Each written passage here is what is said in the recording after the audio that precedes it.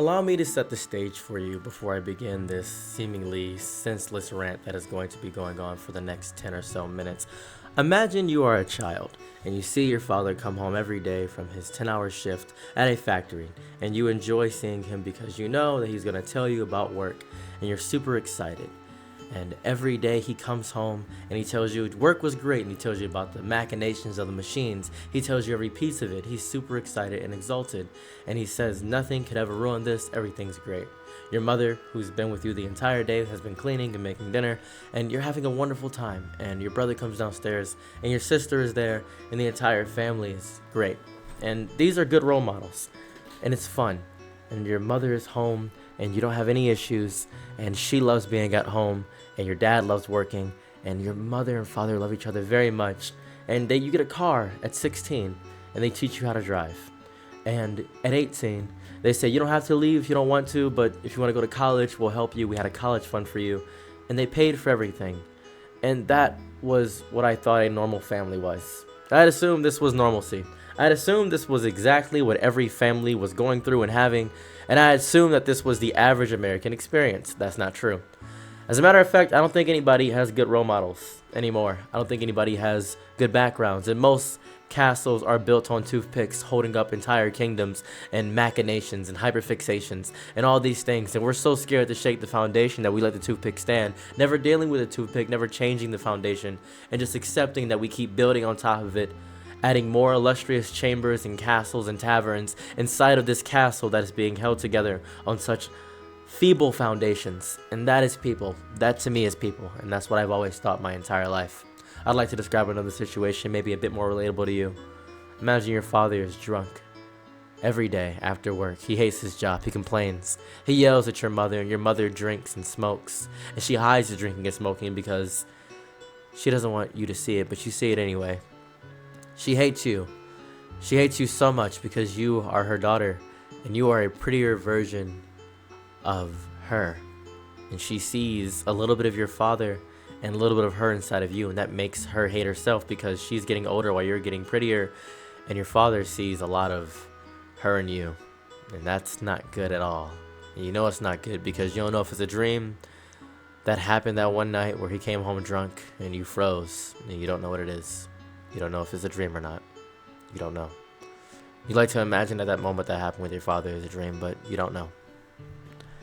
And so you live each day, every day, not getting a car at 16, not getting your license when you're 23, and they complain you live in their basement, but they never taught you how to get a job. You don't know how to do your taxes. You dropped out of school, you got your GED, and now you finally, at the tender age of 23, decide to move in with a man halfway across the country. Oh, it's amazing. He's much older than you. He's been talking to you since you were 18.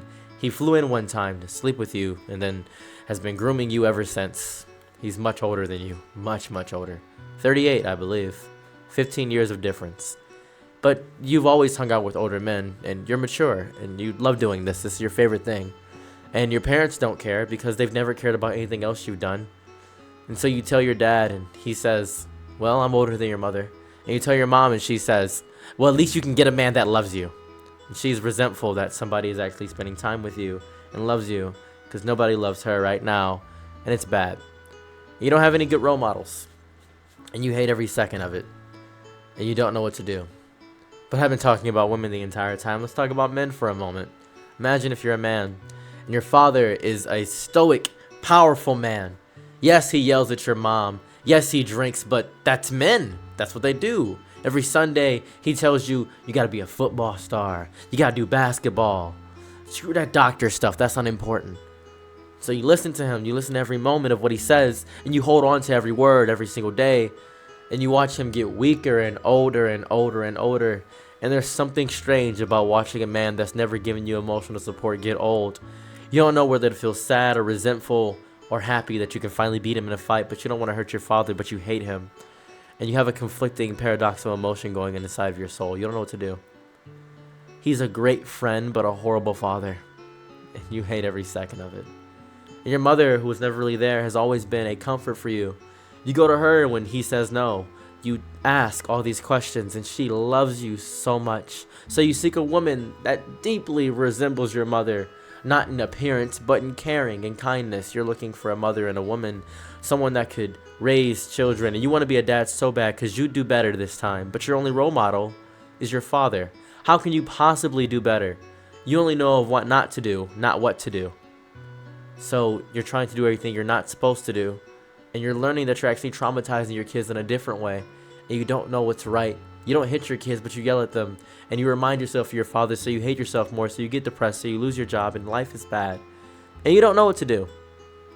I don't think we've ever, in our entire lives, collectively, had good role models. We are the first generation of parents that are actively going to know that how we treat our kids affect them.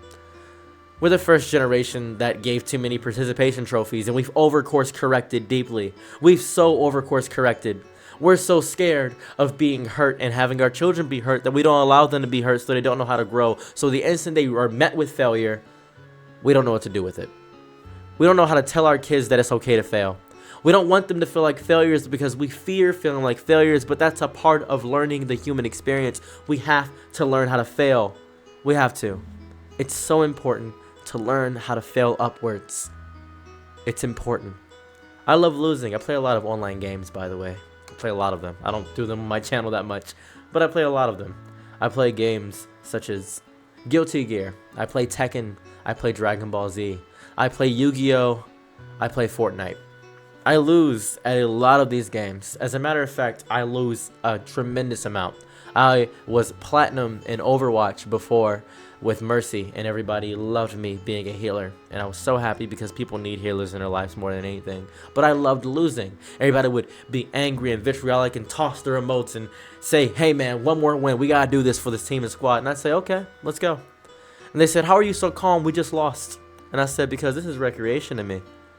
This game isn't a stressor to me. I'm happy to be here. I'm happy to be here with you guys. You guys are fun. You're my friends. You're a community. And that make them feel better. They said, you know what, if you're not mad, I'm not going to be mad. I'm so proud of you. And I love that.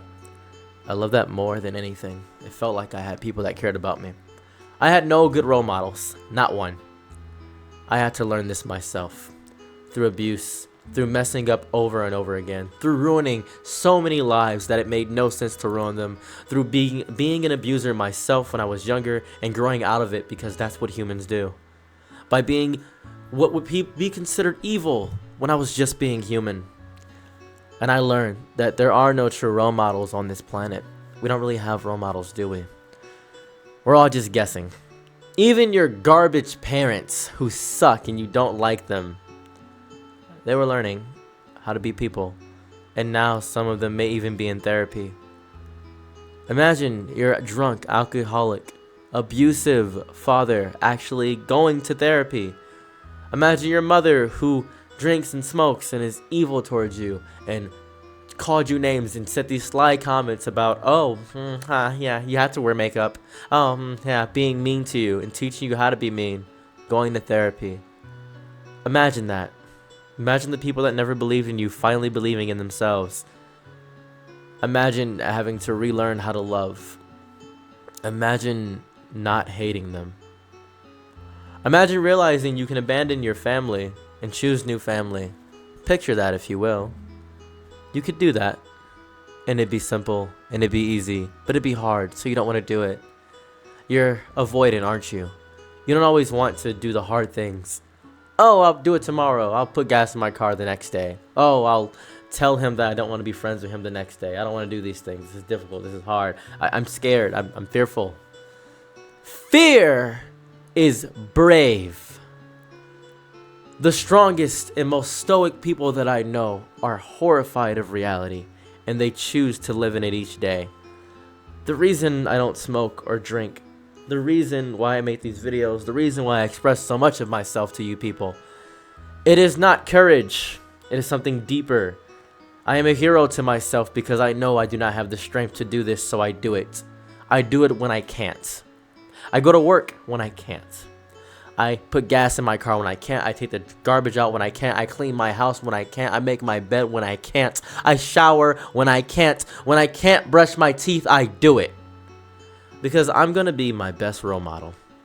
Because I'm going to create a version of myself in my head and be so delusional that it manifests into reality. Because I'm going to become the person that I need to become for myself so that I can become the person for everybody else. You could consider this a people pleaser. I will not get angry if you yell at me, if you leave a mean comment. I will not throw spit and vitriol at you. If I'm angry, which I am right now, I'm angry and I'm sad. I'm really depressed right now. I am. And I'm still making videos every day. And I'm still doing this. And I'm never going to get burned out. Want to know why? Because I'm going to become the person that needs to lean on his own strength. I will break my neck just to have a shoulder to lean on. And that is strength. And that is fear. And I live within my fear every day because I don't have any role models. I don't have a single person I can look towards. I don't have anybody stronger than me. My father asks me for advice all the time. My mother cries to me every day and tells me the struggle she goes through, and I taught her how to balance her checkbook. I taught her how to do her taxes. I helped her start her own business. My sister comes to me who's much older.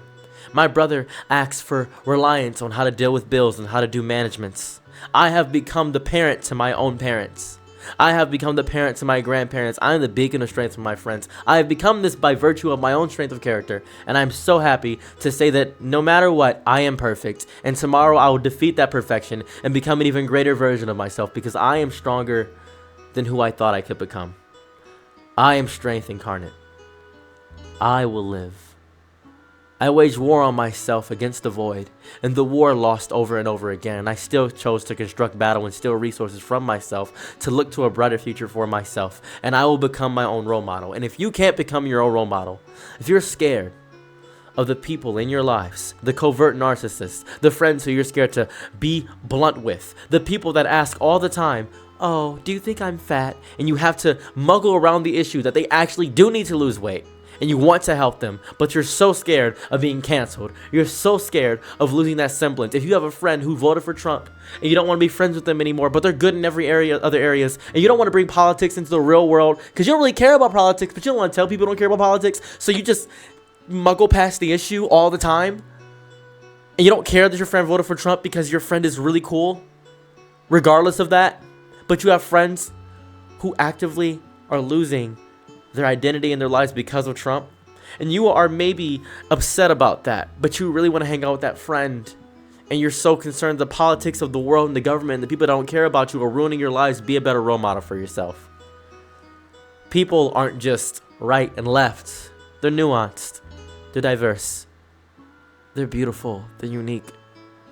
And you who refuse to be a role model for yourself because you've never had a good one, then become a great one. Become a great one for yourself. I'm sick of you in this pity party. Don't say you're sorry. Stop that. Thank you for expressing yourself. Thank you for existing. Your existence is not a burden. It's not a pity party of people around you all crying around trying to get you cake, not knowing what you actually like. That is not how the world works. Nobody is going to care unless you make them care. Unless you make them care, not out of pity, out of sorrow. Don't do that. Not out of anger, not out of spite, but out of bravery and love and kindness. And not niceness. Don't be nice. No one cares about being nice. That's agreeable. Don't be agreeable. Be real. Be honest.